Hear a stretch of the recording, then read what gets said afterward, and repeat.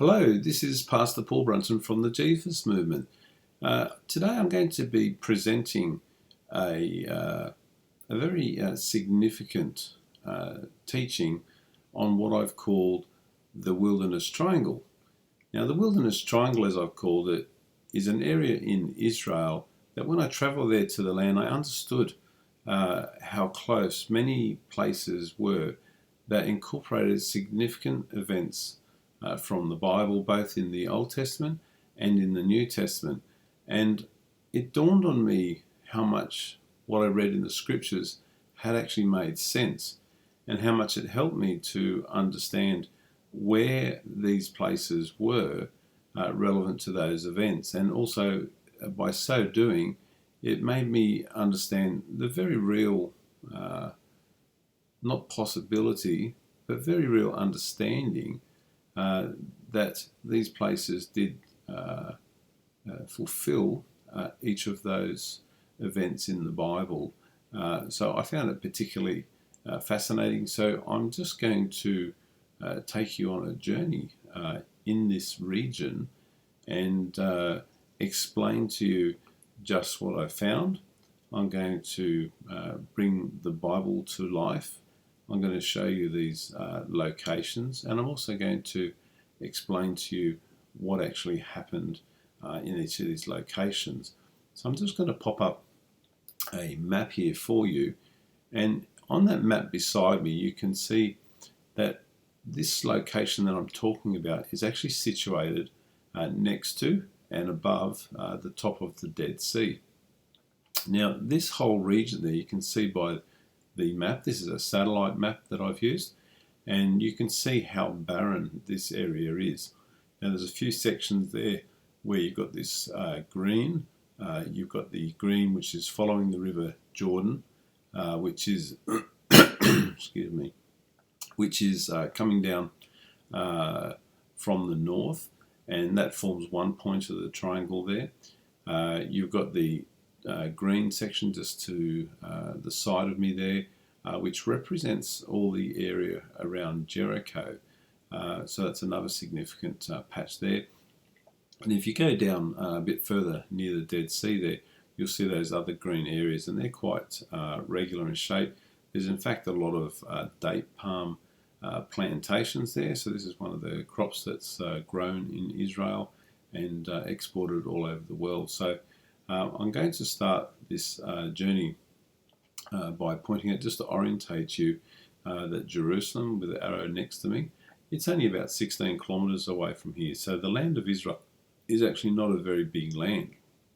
And so the distances between each of these places in the Bible are not that significant either. And you can understand how when we read the events in the Bible and it says that they took a certain amount of time to travel from one place to another, how very possible that is, because in fact the distances were not so far. So to give you a bit of scale on that map, from the top of the Dead Sea there up to where John the Baptist baptized Jesus is understood to be approximately 5 miles. So it's not a significantly long distance. If you look at the map from there back across to Qumran at the lower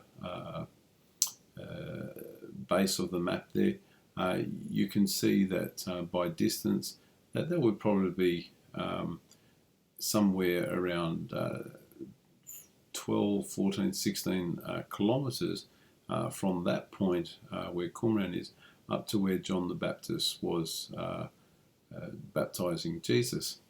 Now, the significance that this map shows you is, if you look down at the bottom there, I've marked on there that it says Essenes and John the Baptist. So this is Qumran. This is where the Dead Sea Scrolls were actually found, the cave. So there was this sect down there called the Essenes, and these were men who had actually separated from their families in Jerusalem, who were dissatisfied with the state of affairs there. And this is during the time of the Pharisees, and also they were there for quite a significant time, for a couple of 100 years. This place, in fact, is what my ministry, the Jesus Movement, is actually named after. And the reason for that is because the Essenes were aware, and those who lived contemporary to Jesus at the time that he was walking the land, ministering to people, they were actually aware of Jesus, but they didn't actually know him personally. And they had become aware, as everybody in the land had, that as Jesus travelled through the land, that he was performing miracles and wonders, and as a rabbi, he was also teaching and correcting. So he became a person that was well known, but as I said, he didn't visit every place, and so in some instances he would have been talked about, not talked to. Now, they call it the Jesus movement because they knew that Jesus was a Jew, but there was all these people that were actually following him and talking about him, and so there was something actually occurring. As a Jew, he was not classed as somebody from another religion. So, as I said, they just classed Jesus himself, the person, under that banner of a movement. So, this is actually the name that I have called this ministry, the Jesus movement, because this is what's so significant, because at this particular point in time, we had Jesus walking the land, performing miracles, as I said, teaching, and this is that moment in history where he was preparing for the inevitable, where he would give his life in exchange for ours. So it's a very important name, it's a very pertinent name, and it's something that I have a great joy in using for this ministry. So moving on to the actual teaching here itself, the presentation, John the Baptist was known to be at Qumran for 2 years. So he joined those Essenes there. Now those people there, they were transcribing scrolls. They were self-sufficient, so they were farming and living a very agrarian life. And they basically consecrated themselves to the Lord. So in this particular place, they had many Mikvah baths, and so these are the ritual baths in which they would walk down one side, they would wash themselves, and they would come up out the other side, which means they didn't retrace their steps because they were considered unclean when they entered the water. Now, if I recollect correctly, there was 10 Mikvah baths there, and some of them are vast in size, and so you can't help but notice them in this encampment area. So John the Baptist, having joined them for 2 years, he would have got used to the fact that he was actually washing himself before they were to write the scrolls, and he was also washing himself before they would eat and dine. So this was a significant and daily occurrence for every man that was there. So when we come to the time of Jesus, and we learn in the Bible that John the Baptist was related to Jesus, and in fact that he would go before Jesus and announce to everybody that Jesus would come after him. So when we have a look at this map, the distance that John the Baptist would have gone across to the Jordan River to baptize people, not only was it feasible that he would travel that distance, but it makes a lot of sense, because what he was in fact doing when he baptized people was he was consecrating them to God. So when Jesus went there and John said that he wasn't worthy, Jesus told him in fact that he was, and that he would submit himself to be baptized. So in that place, Jesus was baptized in the water, and when he rose up out of the waters, that was when God, his Father, announced that this was his Son, and the Holy Spirit came upon Jesus at this point in time. And it was from that moment onwards that Jesus actually began his ministry. Now, from there, after he was baptized, the Bible tells us that he went out into the wilderness and he was tempted by the devil for 40 days. So obviously it would make sense that this was somewhere in this vicinity too, and also talks about the mountain from which he would view out from. So if you follow the map there from where John the Baptist baptized Jesus, he went across to the Mount of Temptation, which is actually directly behind the ancient city of Jericho. And so this was a place that I went as well. So all of these places I have taken videos of, and they're going to be incorporated into this presentation. So not only do you get a sense of what happened in this particular region, but you'll actually be able to see what these places look like today. Now, to also mention while you're looking at the map before I progress into the rest of the presentation, it's a very significant place for a couple of other reasons as well.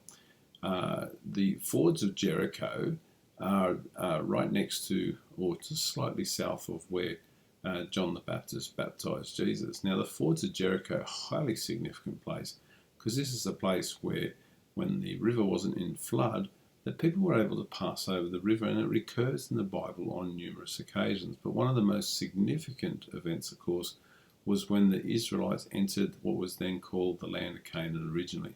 So this, in fact, is where they actually crossed from the Acacia Plain to the west, which is in today's Jordan, across to the eastern side, and they went about 10 kilometres north of ancient Jericho to the place called Gilgal, which is slightly off the map there. Now, the other significant event that actually happened there is that this is where Elijah, and you can see the mark with the yellow star a little bit further to the north of the Jesus baptismal site, and this is where Elijah had crossed the river with Elisha.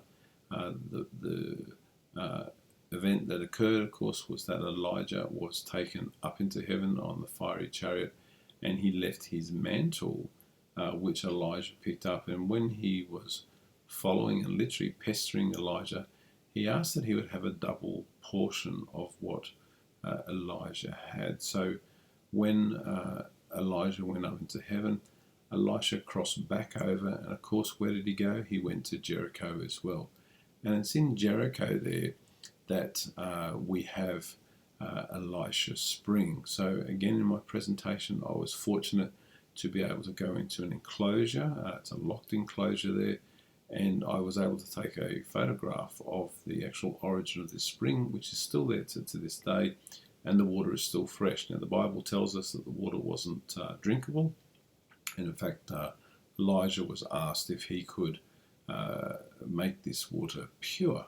And the story talks about him throwing salt in the water, and the scripture makes very clear that the water would remain fresh thereafter. And of course, when I went there, to this day, that water remains pure and fresh. In fact, it's very beautiful. So, pretty fascinating area. All these things happened in this triangle, so I'm just going to knit all of this together so you can get a really good understanding of this particular region of Israel, and it's a pretty incredible story. What strikes me often when we go to Israel and many other parts of the world as well is that, you know, the things of old, you can't really see them anymore because they've built buildings over the top of them. And in Israel, there's many buildings that have been built in these significant places, and in fact, some of them actually cover these significant places. So you find that caves or dwellings, etc., they're actually inside churches, they're actually under the ground of churches. So you can't really get a good understanding of what it was like. But in this particular location, the wilderness is still the wilderness, the Dead Sea is still the Dead Sea, and the Jordan River still flows in exactly the same place.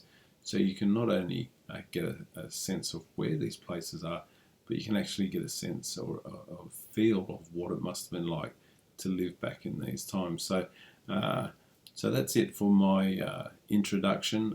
The various photos that you saw before I got to this point point out various different places from Qumran, from the Dead Sea, from Bethany Beyond Jordan, from Jericho, and from the Mount of Temptation behind. So I'm going to run a presentation now, and they're going to start from Qumran.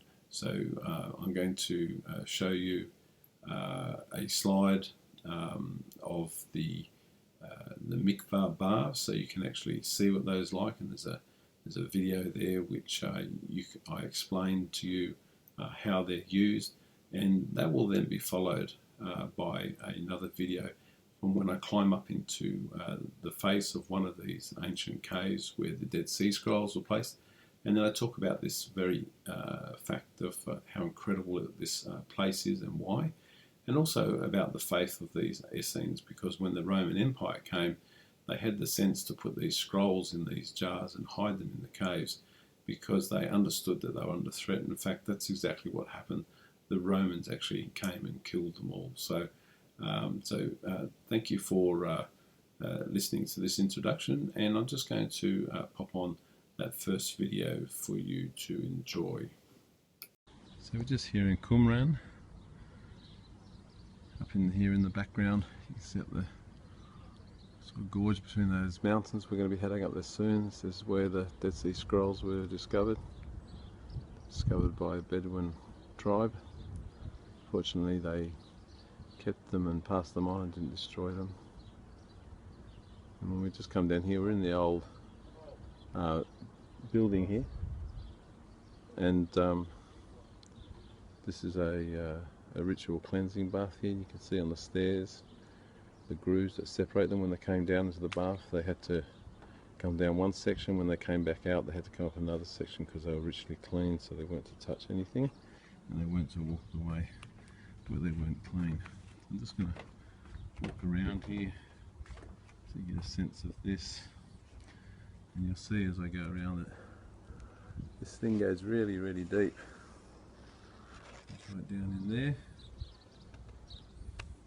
So they've gone up and down these stairs as they had the bath. They did this at the beginning and end of every day, and then we sort of come up into these ruins. So this is the place where they all lived.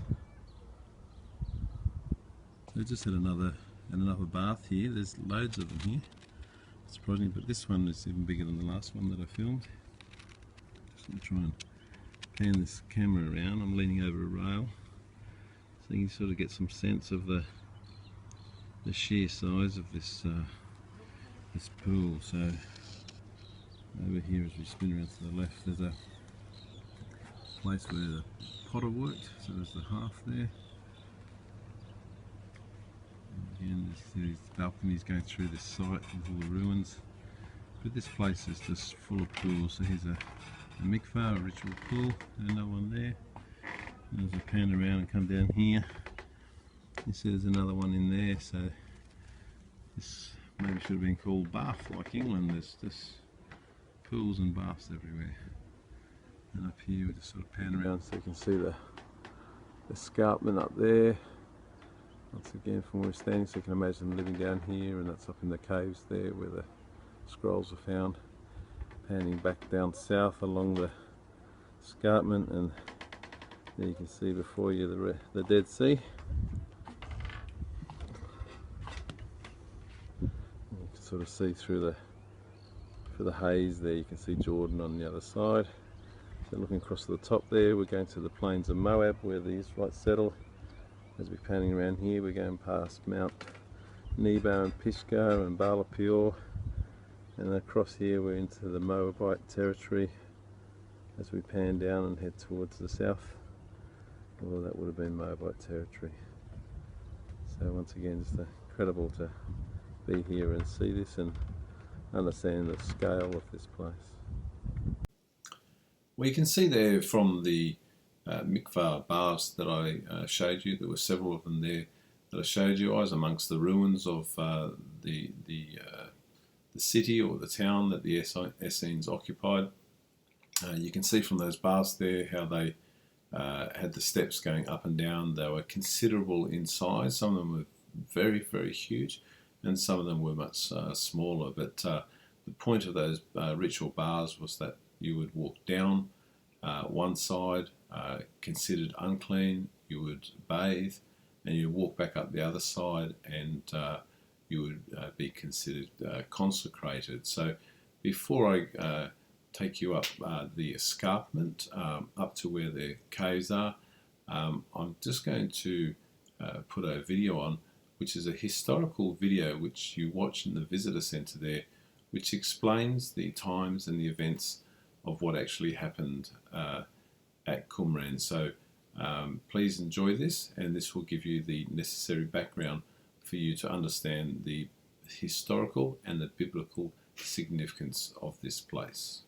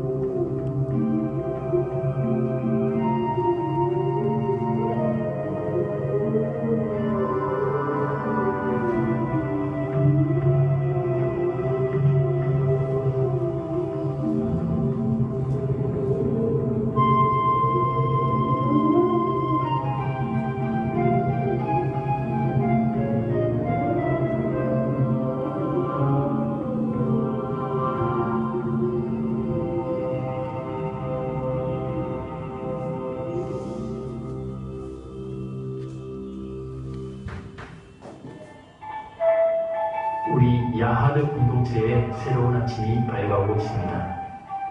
우리는 예루살렘 갈릴리 호수 평야를 떠나 사해 맞은편 쿰란의 우리 정착지를 정했습니다. 우리는 이곳에서 최후의 전쟁을 대비하고 우리 자신을 정결하게 하고자 사랑하는 가족과 친구를 포기했습니다. 이곳에 온 형제들은 진리에 다가서고 어둠과 악에서 벗어나기 위하여 모든 소유를 버렸습니다. 그 중에는 예루살렘의 제사장도 있습니다. 우리야말로 빛의 아들들이며 우리의 대적들은 결국 멸망할 것입니다. 그때까지 우리는 여기에 있을 것입니다. 이 거룩한 곳에선 아무도 우리가 하나님을 경배하는 것을 방해하지 않습니다. 공동체의 형제들은 검소하게 생활하며 모든 재산은 공동으로 소유하고 있습니다. 이 척박한 광야에서도 하나님은 우리의 모든 필요를 채워주고 계십니다. 오늘 아침 종면하고 밭에 있을 때 인접한 이노트 카네에서 온 이웃에게서 새로운 소식을 듣게 되었습니다. 헤롯 왕의 명령으로 세례 요한이 참혹한 처형을 당했다는 것이었습니다. 이때부터 우리 공동체에도 요한이라 하는 형제가 있었다는 기억이 떠올랐습니다.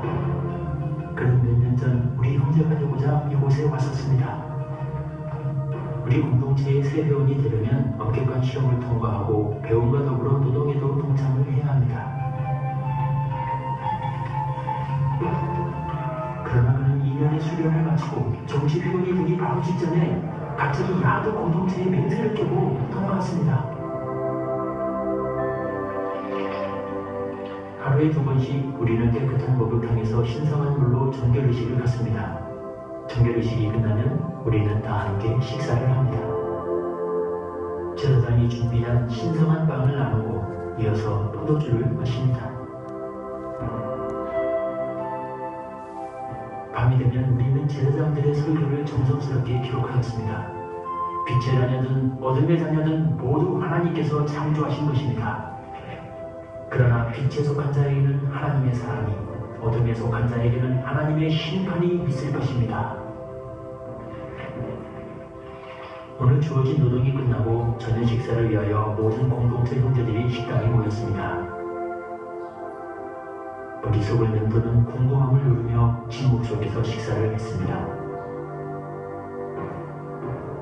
식사가 끝나고 드디어 제사장에게 질문을 할 수 있었습니다. 헤롯 왕에게 처형당했다는 사람이 혹시 우리 공동체에 있다가 떠나간 그 요한이 아닐까요? 그 사람은 같은 사람이 아니요, 제사장이 대답했습니다. 그리고 하나님을 따르는 야하대의 형제들은 쓸데없는 생각으로 시간을 낭비하지 말고 성서 공부하나 전념하시오. 제사장은 저를 크게 책망하고 번쩍 마셔 주었습니다. 사랑이 잠잠해지자 우리는 매일 밤 우리가 해왔던 것처럼 오늘도 밤늦도록 성서 공부를 하였습니다. 그러나 저는 이에 관해 아무것도 말해줄 수 없습니다. 우리는 이곳의 비밀을 지킨다고 맹세했습니다. 오직 빛의 아들들만이 야하드 공동체의 비밀을 나눌 수 있습니다. 그러나 모든 비밀은 언젠가 밝혀질 것입니다. 모든 것은 하나님이 예정하신 것이며 우리에게 달린 것이 아닙니다. 여러분이 이곳에서 이 말을 듣고 있는 것도 하나님께서 이미 창세전에 계획하신 것입니다. 오늘 당신이 이 신성한 장소에 오게 된 것은 하나님이 미리 계획하신 것이며 그가 원하신다면 우리의 모든 비밀들이 당신에게도 드러나게 될 것입니다.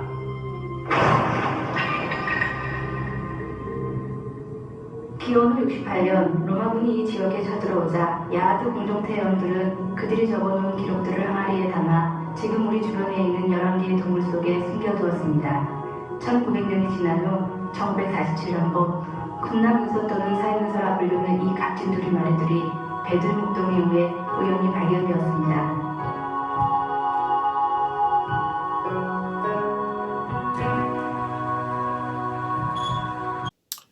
Well, that was recorded in Hebrew language, as you probably realised. It wasn't in English, but it had the subtitles there for you to read and to follow along. So I pray that that's helped you to get a background and understanding of what was actually occurring at the time and the significance of the events in terms of the impact that it had on those people when the Romans actually came and they were actually all killed. So one of the things that struck me from that video and understanding what happened there was the incredible faith of these people, because not only during their life had they separated themselves from society to focus on their Lord, but they also placed themselves in a situation that by faith they took everything that they'd been transcribing, all the scriptures from the Bible, and they placed them in those clay jars and put them up in the caves, knowing full well that their very lives were at risk. So something that challenges me to this day to think about, would I do something which wouldn't have a benefit for me today? It's something that we'd probably all be challenged with, but these men had the foresight and the faith to believe that in fact that these scriptures would be found one day, even though they'd hidden them in the caves in this remote location. So I'm just going to now take you up to this cave. There is a number of different caves there that the different Dead Sea Scrolls were found in. The scrolls, as it says there, they were found by a Bedouin goat herder, and he had the sense not to damage or to sell off or profit in any way, shape or form, and notified the authorities. And in fact, they were found 1900 years after they were put there. So I'm just going to put that video on for you now to see, and you can see the view from up there, high in the escarpment, looking back down over the town there, the ancient ruins of that town, which I've just been showing you, the Mikvah baths, and also you'll get a comprehensive understanding of the landscape as you look to the top of the Dead Sea, further north up the Jordan River to where Jesus was baptized, and then further north again in the direction of Jericho. So please enjoy this video. Well, here I am. I'm precariously hanging off a very steep slope here. This is one of the Qumran caves that the jars were found in with the Dead Sea Scrolls. To give you an idea how precarious it is, I'm just going to pan down here, and so there's my knees and my legs, and just going to pass around the rock face here. You can see the view from up here, again looking up towards the north and across the Bethany Beyond Jordan, beg your pardon, and then just panning around here, around with the Dead Sea, looking southwards.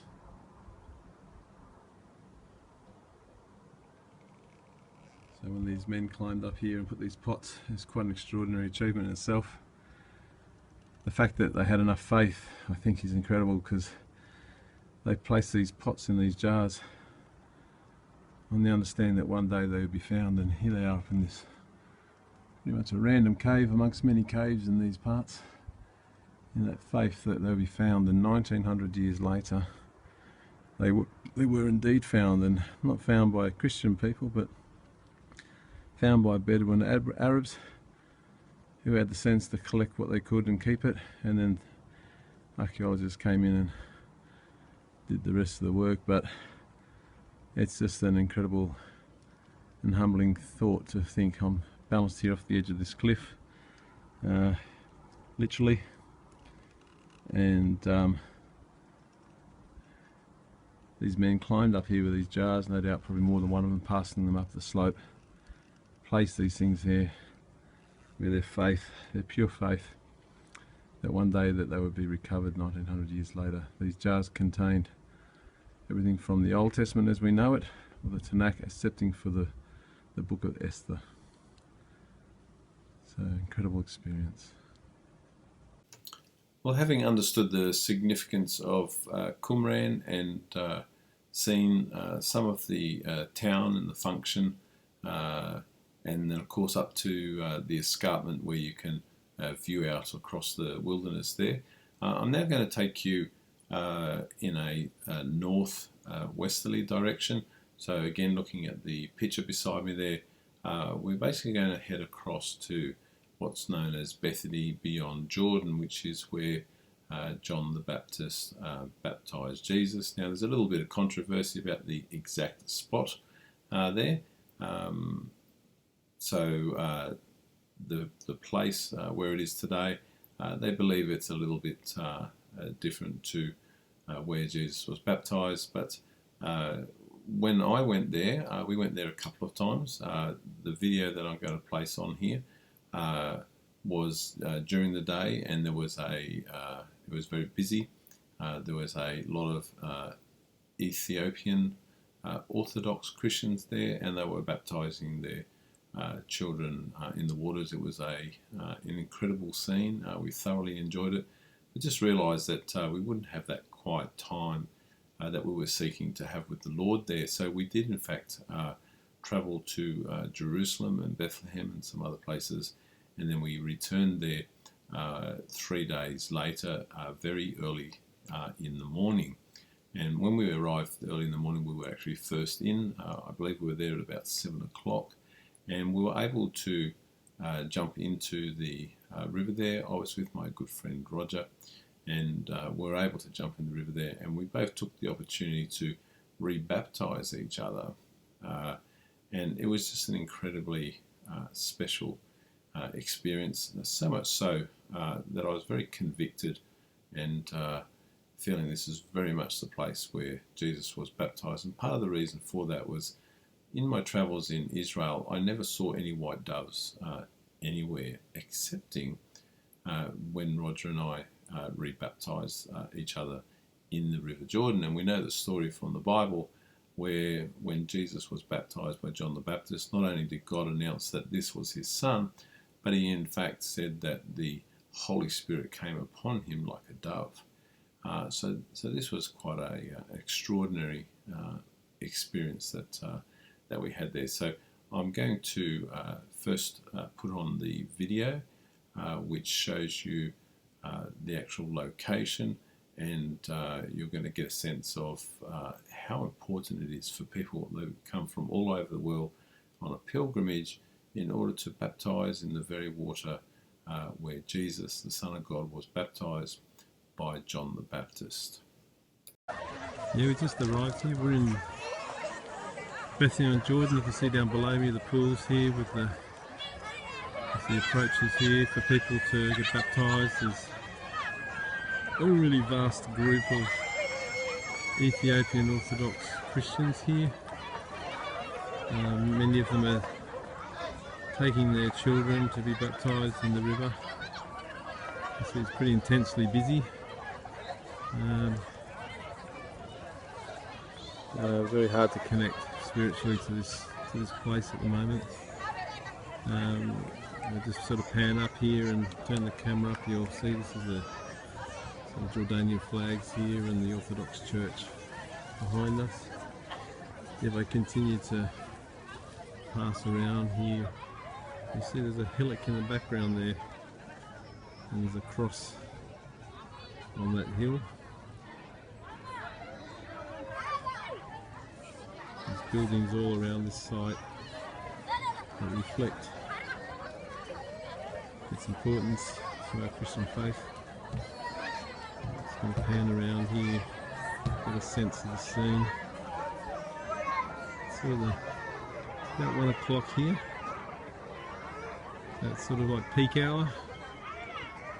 It's very busy, so we're going to head off here and come back later in the day. And it's a bit cooler and perhaps a lot less people here. And head down into the water, pray, and to be baptised. So that was the Orthodox Ethiopian Christians that you've just been watching there in the River Jordan. You might have heard quite a lot of screaming. They were in fact repetitively dunking their babies, their infants, in and out of the water, and obviously they were quite displeased about what was being done to them. Interesting, when you have a look there, you'll see there's a framework with marking basically a pool that the people were actually standing in, and in fact on the other side of the river you have another building and dwelling with another frame there. So that's actually the Jordanian side of the river, and the side that we were on was actually the Israeli side of the river. So the extraordinary thing is to go there is that you actually drive through the Palestinian West Bank, and you leave that and drive down a road corridor which has got barbed wire essentially and meshed fences following all the way along this road, which runs for several kilometres. When you actually get to the site where we were, you are in fact in Jordan, but it's there's an agreement between the government of Israel and the government of Jordan that they would provide access. So it's like a protectorate or a governorate, this strip of land that goes all the way there. The extraordinary thing is that when you're at the baptism site, you have Israeli soldiers, so Jewish soldiers, that are actually there on duties. They have their machine guns with them, and they're in fact there to protect Christian people who are visiting that site to baptise or be re-baptised, as we chose to do. It was just an incredible opportunity to do that. But at the same time, we're actually in a Muslim country, so this just shows you the crazy nature of this region and of this world that we found ourselves there. So I'm now going to put on another video. I'm not going to put on the video of my good friend Roger and I baptising each other, because that was a very personal moment that we shared with each other and with the Lord, and it's a memory that we will carry with us forever. But what I am going to do is I'm going to put on a video which I recorded when I was speaking to a good friend of mine called Pastor Greg Cumming, and I was just basically enjoying the moment, expressing to him how I felt about being there, and how I felt convicted that this was the place, or obviously very close to the place of where Jesus was baptised. And I was just in a euphoric moment of joy. I was standing in the Jordan River, and in fact I didn't actually really want to get out. I was quite happy to stay in there. So the pool that I'm standing in with the frame, which I mentioned a bit earlier, they actually build these frames because the Jordan River floods, and there has been times historically where before they put these frames in place that people have been swept away in the flood. So they actually went there to baptise themselves, and found themselves either being carried down the river. In fact, in some instances, some people actually died there. So the authorities have taken that in hand and have made it much safer. So one of the things that was extraordinary when we were in the water there is that there was tide marks on the buildings up several flights of steps and levels of land. So we realised from that just how incredible the flood is. And that flood comes, in fact, all the way down from Mount Hermon, which is at the northern boundary of Israel. It's a few kilometres away from Tel Dan, which marks that northern boundary. and it's a high peak, so it actually gets a snow-capped covering. And when spring arrives, there's a thaw, and all of that ice basically melts and flows down the Jordan River, creating quite a flood situation. In the Bible, it talks about the floods, and of course these were times that nobody would be able to cross the Jordan River. So gained all that significance whilst there as well. So I'm going to put this video on as I communicate. I talk about the fact that there was these white doves there, and I'm also just going to pop a couple of photos there of myself in one of these pools, and also the photo of the doves. There was 4 white doves there. I had those in the intro for this presentation, so I'll just pop those on again, followed by the video.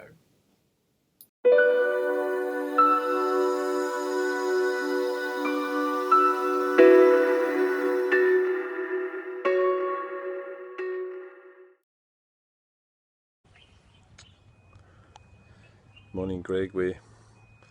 Here we are. We're in the drink. We're in the Jordan River, in the baptism pool. Roger and I are just taking the opportunity to re-baptise each other. It's just we're here fairly early in the morning when it first opens, so it's fairly quiet. So I'm just going to spin around there so you can see us, the Jordanian side of the river, with the platform, and looking south towards the Dead Sea. And just spinning around. There's Roger in the background. All the buildings up the platform, so the river floods right up to those sort of heights. But yeah, we've just had an incredible moment here, and incredibly, when we just finished baptising, I've taken a few pictures, but we really feel like this is the place because there's white doves here. Where all the travelling that we've done, we haven't found anywhere else that we've seen white doves, but when we were exchanging a moment to baptise each other and enjoy this time, we looked up on a building roof and just spinning around here.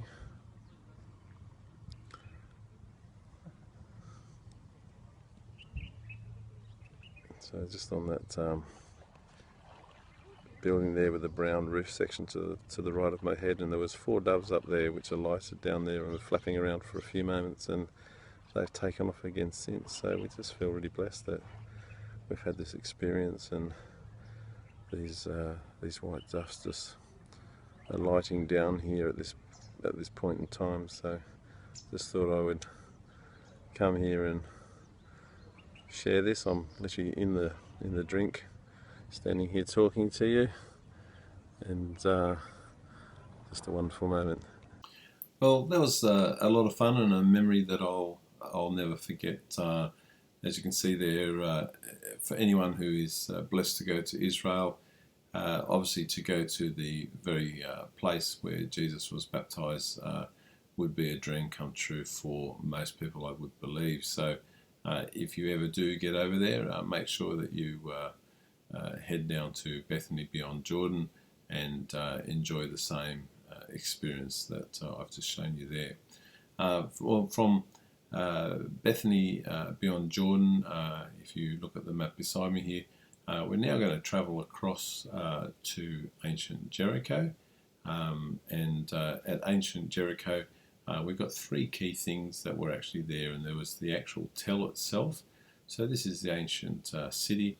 Now the ancient city, it's not very big. One of the things that surprised us when we went there is it changed my whole context on the arrival of the Israelites, because in the Bible, we read about how 40,000 men would march around the actual city behind the tabernacle, and of course those priests that were blowing the trumpets.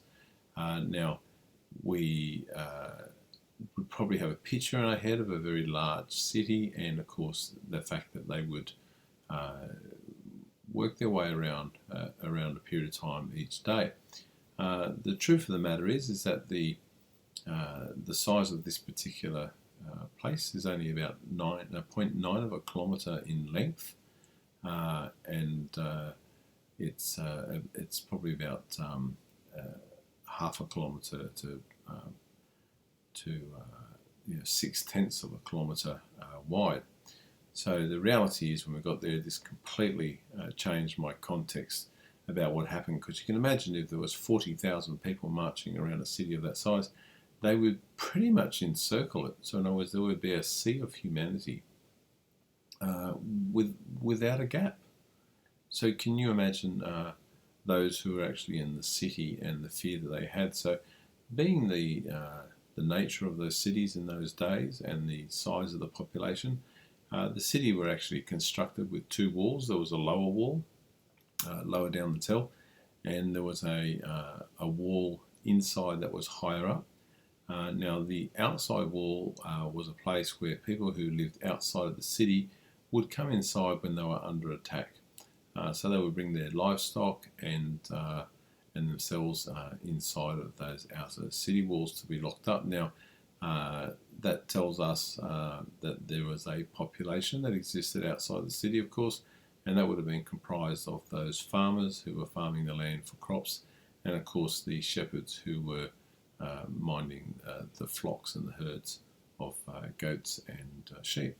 So they would have come inside the inner city wall, but there was a second wall higher up, and that contained the residents. It contained the king or the ruler of those particular cities, and this was a common style of construction. So when you go there and they do the estimates on how many people could actually live there, it's actually not possible for more than 3,000 people, absolutely tops, to cram inside both of those walls in the city. So if you can picture it, a couple of million plus people came over for the River Jordan with the Israelites. They had heard the stories, and they would have had a great fear of these people, because not only had they come out of Egypt, and they would have had the knowledge of this extraordinary story about how the waters were parted and this Pharaoh was defeated, but in fact, before they came across the River Jordan, they went on to conquer King Sihon and King Og on the other side, and the territories of those, and these were giant races of people whom they feared. So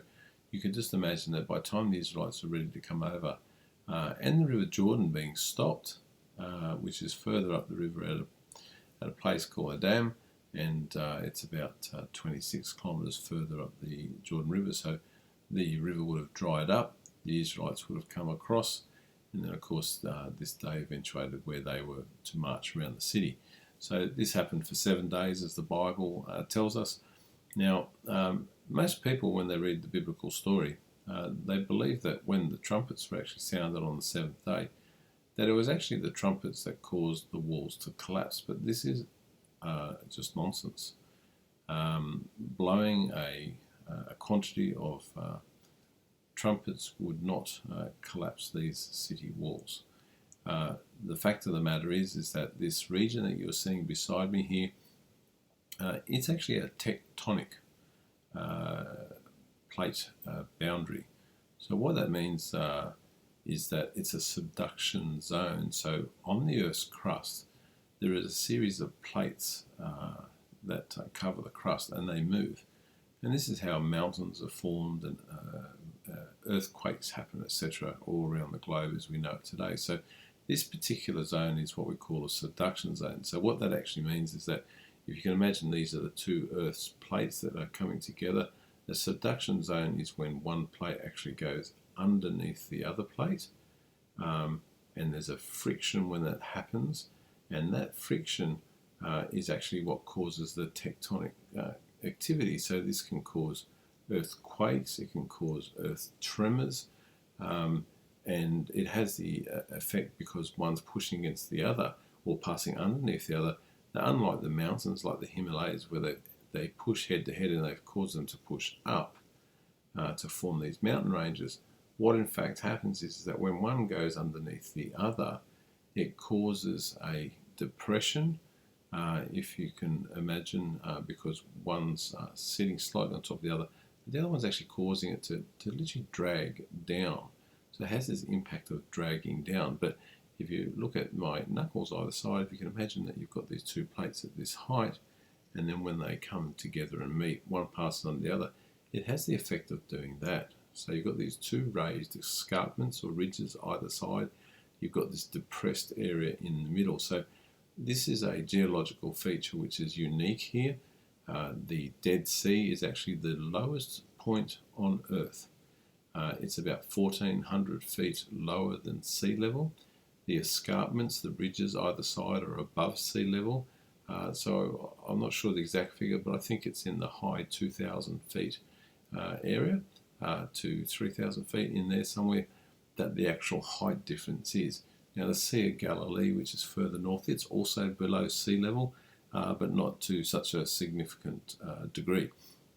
So we've got this unique geological feature running down there. So there is a history, it's called the Rift Valley, and there's actually a history in this region of earth tremors and earthquakes.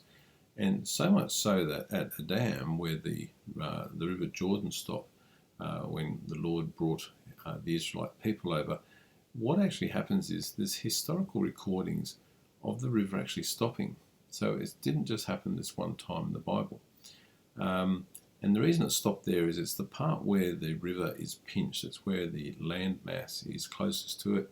And in the times of flood or earth tremors, what actually happens is that the face of that collapses and blocks the river. So it's had to be unblocked a few times. Now, the significance of what happened with the river stopping, it's not about how it happened, which is what we often focus on as human beings. It's actually when it happened. So the significance here is that when the Lord commanded it, this is actually when it happened. But when we go to the land and we walk the land as I have, and you see these things and you study the history and the archaeology and the geology, you can sort of get a sense of how it actually happened. So God created this world. It's a worldly place. It's a physical place. So the Bible's full of examples where the Lord actually uses those aspects of the world to have a result for his people. And there's some extraordinary stories in the Bible to that effect. Now, when it came to travelling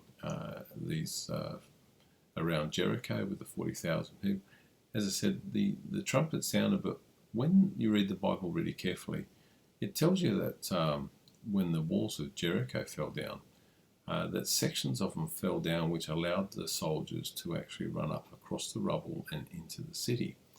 Now, when you go there to this very day, there's actually sections of walls that still remain standing. So that's pretty extraordinary, isn't it? Because we're talking about the time long before King David was there, before the time of Judges. So we're talking an approximate time of about 3,500 years ago, and yet here's these ancient walls still standing. Now, part of the story of the Bible also talks about how Rahab was a prostitute in the city, and how her dwelling was actually fixed to the wall. Now, that wall that her dwelling was fixed to was, of course, the inner city wall, not the outside wall. So in the story, when it talks about the spies that were over there, how they were hiding in her thatched roof, and that she lowered them down the wall, they would have actually been lowered down the outer wall, not the inside wall, not the outside wall. So you perhaps might think, well, if that's the case, how did they actually escape? Well, at the time they escaped, the outer wall wouldn't have been locked. There was no threat that was such that the gates would have actually been locked. So the inside gates on the inside wall would be locked on an evening, but the outside gates would be left open for those people who lived in the surrounding area. So until the Israelites actually came across, those people didn't go inside the outer wall and take their livestock, and they didn't lock those outer gates. So the spies, of course, would have been able to get away. Now, when you go to the actual ancient tell, and I'm going to put a couple of photos up of this, there's two significant things that you actually see there. One of them is that the wall on the northern end of the tell still remains standing to this day. And of course the Bible tells us, that the wall did not fall down, and that the Rahab and her family would be safe there if she helped the Lord's spies. So this in fact is still exhibited to this day, which is quite extraordinary. The other thing is, on the southern end of the tell, they did a stratigraphy cut where they cut through the actual earth, and when they actually cut through it, you can actually see the marks on there, or the ruins, and you can actually see the outer wall, you can see the inner wall, and then you can actually see the surface of the ground underneath, and then you can see this black charcoal region. So the Bible tells us that the walls collapsed and that the city was burnt to the ground. So the evidence in the stratigraphy cut again supports exactly what the Bible said. So when I went there, this was an extraordinary thing to see. It was a great joy to see and feel the confirmation of the truth of the Bible. So what I'm going to do for you now is I'm going to put on a couple of pictures again of these features that I've just mentioned, and then following that I'm going to put on another short video which will actually show you what it's like to be standing on top of the ancient tell, which is the former ancient city of Jericho. Now, part of the reason for that particular video is it gives you some context of the region. So I film rotating around, and you'll actually look back across to where Bethany Beyond Jordan is. I'll spin around and past the Dead Sea. I'll spin further around, and then I'll point out where Qumran is, and then I'll turn all the way around, and you'll realise when I turn around that there, directly behind the ancient city of Jericho, is the Mount of Temptation where Jesus went. So this video will give you a wonderful context and just allow you to realise again how close all of these places actually were, and the fact that the Bible talks about, you know, they would walk here and they would walk there, or at worst they would use a donkey. So again, the distances aren't far. It fits the description of the Bible in terms of all the wilderness. It fits the description in terms of all the events that actually happened. And once again, just an extraordinary wilderness triangle, as I've called it, that this is all contained within. So I'll put on these couple of pictures first for you to look at on the tell, and then I'll play the video.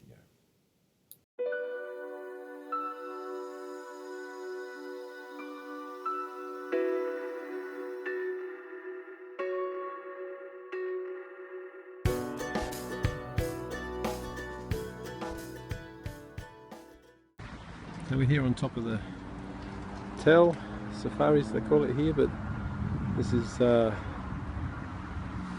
top of Jericho, on the ancient city of Jericho. So we're pointing the camera here, looking straight across at Shittim and the plain of Moab. The mountains are barely hard to see behind, but basically this is pointing at Baal Peor. As they work our way around, you can just sort of see them in the horizon. Over this way we get to Mount Nebo and Mount Pisgah. And you can see all the palms here. This is Jericho with the palms. I'm just going to spin around here. You can see there's a cable car goes up from here over the tell. And I'll just walk over here as we go from the tell here.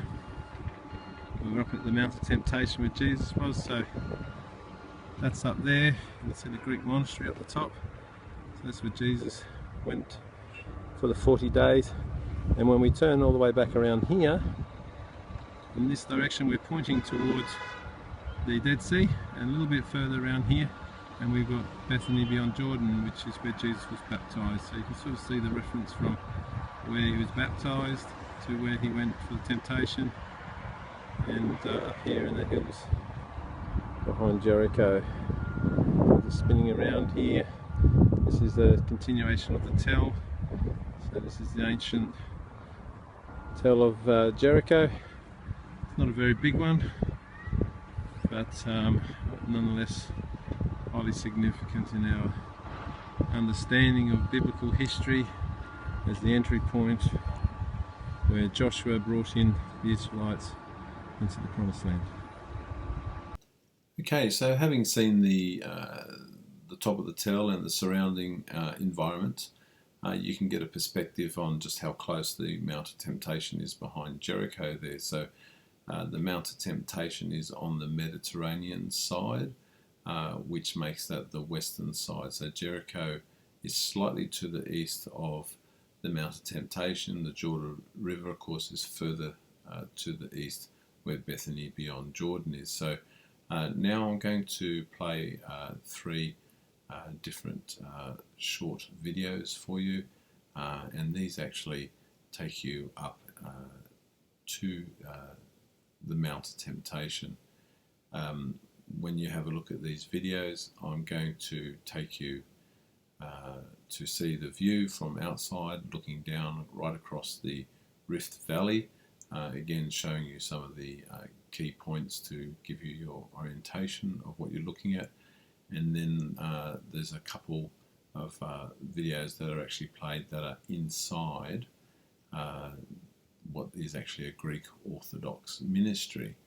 Now, when I went there, this was extremely difficult to get inside. In fact, the gatekeeper is a Muslim gentleman who lives at Jericho. The Greek Orthodox priest wasn't there when I arrived, and I was actually refused entry with my good friend Roger, and it was actually a great disappointment, thinking that we weren't able to get in. But the priest, on our way down this very steep zigzagging path, the priest actually was coming up with his flock, and I confronted him and asked him if he was actually going up to the monastery, to the cave where it said that Jesus actually stayed and slept. So of course I knew the answer before I asked the question, but I chose to answer it anyway, because I was pretty determined, having come all the way from Australia, that I was going to go inside and see this particular place. When I spoke to the priest, there was some difficulty. I wasn't a member of his flock. I wasn't Greek Orthodox, and he challenged me he asked me the question after I asked him if I could go in. He actually said, "What are you?" I found this quite confronting, thinking, well, I'm a man, I'm a human being. What a strange question. In fact, what he actually meant, as I pondered on it for a couple of moments, was what denomination was I? So he wasn't asking me what I was, he was asking me what denomination. So I'm clearly not a Greek Orthodox, so therein lay the difficulty. So I chose to respond in a different way, and I just told him that I was a Christian. After saying that, I started to challenge him about going inside, and there was nothing going to happen. So I continued, and I spoke to him about what I actually had found when I arrived there. So when you go up from Jericho, next to the Tell is a cable car ride. Going up the cable car, we arrived at the top, and then we had to pass by a whole range of people who were manufacturing articles for sale for the Greek Orthodox Church. Now, these are actually all Muslim people making things for sale to raise money for the Christian Orthodox Greek Church. I couldn't help but feel that this was exactly the same scenario as the money changers in the temple and how angry Jesus was, that people who were going there obviously for a reason which wasn't about making money, and yet the money changers were there making a profit out of people who were coming there from different regions. So I actually decided that I would mention this to the Greek Orthodox priest. I'm sorry, I don't remember his name. He was very confronted by what I said. I basically said I wasn't impressed with what I'd seen. The fact that I'd had to run this gauntlet of these sales by people clearly who weren't Christians, making objects for Christian church to sell. And this was a holy place. This is a place where Jesus was fasted and prayed to the Lord and was confronted by the devil. So a highly holy place for us to visit. So I was pretty upset about the whole scenario. After I said this to him, I was challenging this man as to why I couldn't go in. having challenged him in a righteous way and spoken about what I'd seen in regards to the manufacture of goods by Muslims to make profit. He was at a loss as to what to reply to me. So he looked up a couple of ramps up to the gatekeeper, who was also a Muslim man, and he gave him a nod, and Roger and I were allowed to actually go in. So these videos that I'm playing for you are very privileged. When I came back out, the gate was locked again. I couldn't get out. We had an interaction with a tour guide who was from Jericho, another Muslim man, who called the gatekeeper on his cell phone, who came out and let us out. So when we actually got out, this gentleman on the outside had asked me, how did we actually get in? I explained to him the story and the sequence of events, and he said that was extraordinary. And I said, why so? And he said, well, he's been working there for 40 years, and he'd never seen anyone get in without the permission of the priest. So it seems like I changed something significant there. At the end of the day, I gave thanks to God that I was able to actually go in and see. So the two slides I'm going to, the two videos I'm going to play you. One is in a dark section right next to where the caves are, where it's said that Jesus slept.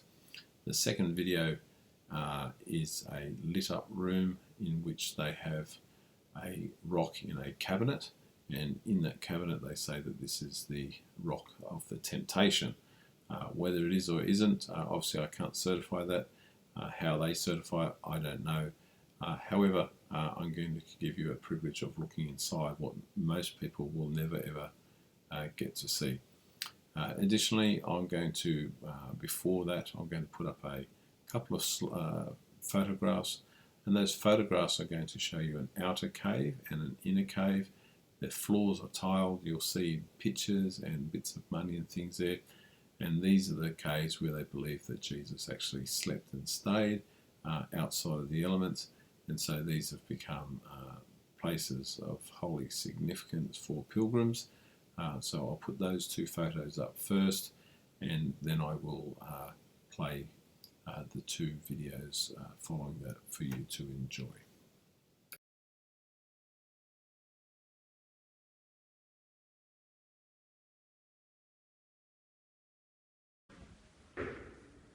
We're up here in the Greek Orthodox Church, carved into this mountain in the Mount of Temptation at Jericho. It's very dark in here. These caves are where they believe that Jesus was residing when he was up here. Just turn around here. It's a bit more light.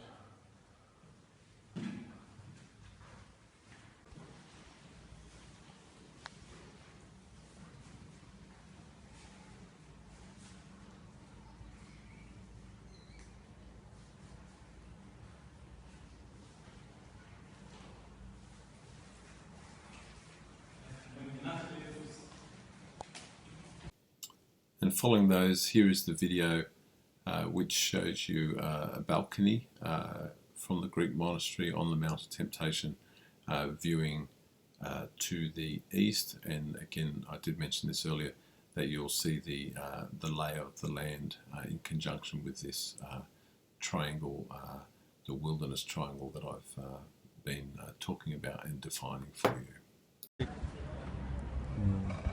We're just up here on the Mount of Temptation at Jericho, looking up through the Jordan Valley, to the Jordan River over there, up towards the Sea of Galilee.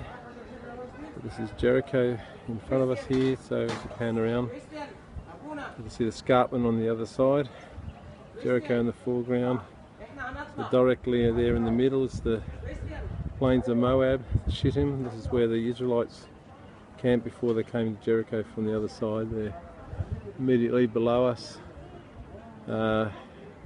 is the Tell, where Jericho was. The mounds of what looks like mounds of dirt from here. And as we pan around to the right hand side here, in the distance on the horizon there is the Dead Sea. You can see the lack of buildings there, and the sandy looking colour, and the haze of blue. So that's the Dead Sea there. So we're right at the top of the Dead Sea. We're up on the Mount of Temptation. So this is the place where Jesus was tempted by the devil. There's a monastery up here, a Greek monastery, which we're just going to go up and visit. But this is the place where they came out of the plain. So in the background there, in the escarpment, is where the Baal of Peor was worshipped. But down there to the right, where they came down, the Israelites, when they come up through Moab, and settled on the plains there. And we pan back around to the left up here, behind all those hills up there. About 10 kilometres up the road is Gilgal, and Gilgal is where the Israelites settled for a period of time while they overcame their land initially, and where they settled and kept the Ark of the Covenant. After visiting up at the Mount of Temptation, we went back down on the cable car, back down onto the Tell, and at that particular place, the gentleman who had met me at the gate up at the Mount of Temptation, who had told me that no one had been able to get into the Mount of Temptation, as I had for so many years, this gentleman offered to take me to show me Elijah's well. He also offered to take me some other places, which I declined to go. But Elijah's well is in fact just outside of the actual Tell, the ancient city of Jericho. This is quite normal. There was also a source of water that was kept inside of the ancient Tell, but Elijah's well itself was actually outside. So it's actually on the eastern side of the Tell. When you go there, it's literally just across the road, and there's a beautiful green area, park, where people are enjoying lunch and picnic, etc. When you go there. When I looked at it, the water was very pure and running, and I asked this gentleman, is that the actual spring itself? And he said, no, that's the water that's flowing from the spring. You actually cannot see the spring itself and where the water comes out of the ground. I said, oh, okay, so why have you brought me here then? He proceeded to tell me that not to worry, that he knew a man who would be able to show us the location. So as usual in the world, it's not what you know, it's who you know. And it seems that because of the events that happened when I was up at the top of the Mount of Temptation, I think I earned some respect from this gentleman, and he was helping me. He was also looking to earn some money from me, but he also understood that I had a fair knowledge of what I expected to find there, and we had many conversations to that effect. So having earned his respect, he honoured what he said, and he made yet another phone call, and a gentleman came to meet us. Now, there was a great big building, it's quite cavernous, and it had a locked door at the end of this garden area where the water was coming out from underneath it. And so he proceeded to unlock this door, and Roger and myself and this tour guide were allowed to go inside. And when we went inside, this space was quite massive, and of course there was the water in the bottom. Now, halfway along the building, in the rear, was actually where the water was bubbling out of the spring, but it was very dark. Because of this wall, on the other side of this wall, it was quite bright, and you could actually see the clarity of the water as it was coming out of the spring. So the photos that I took were actually on the lighter side, facing back in, so you can see the whole lot. But yeah, as I said, it was too dark to show the water where it was coming out. So following my explanation of those events here, I'm just going to show you those photos so you can actually see Elijah's well for yourself.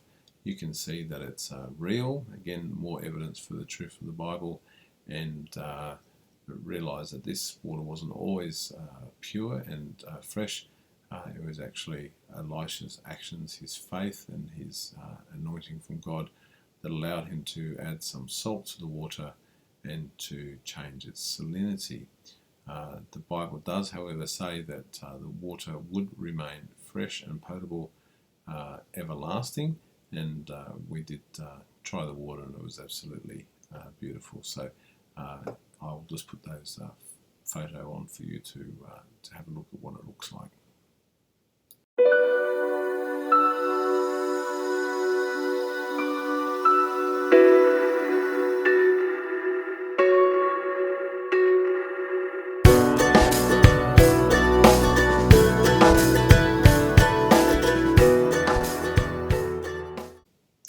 Well, that brings me to the end of my presentation on the Wilderness Triangle, as I've called it. I hope you've found it as fascinating as I have, bringing to life the Bible, bringing to life the events, showing you the land where all these things took place, and just giving evidence to the truth of the Bible.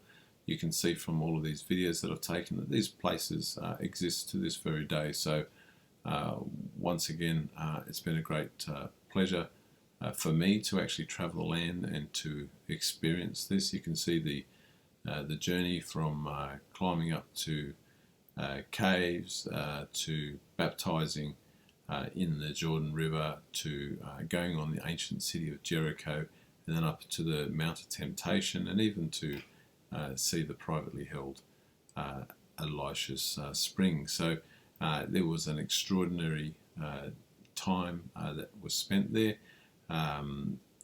You can see that there was an extraordinary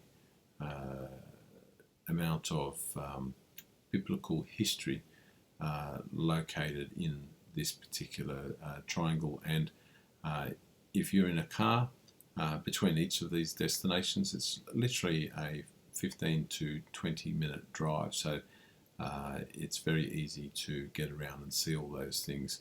In fact, you could do all of this if you plan your time really well. You could do all of this in a single day. So once again, I pray you've enjoyed this presentation.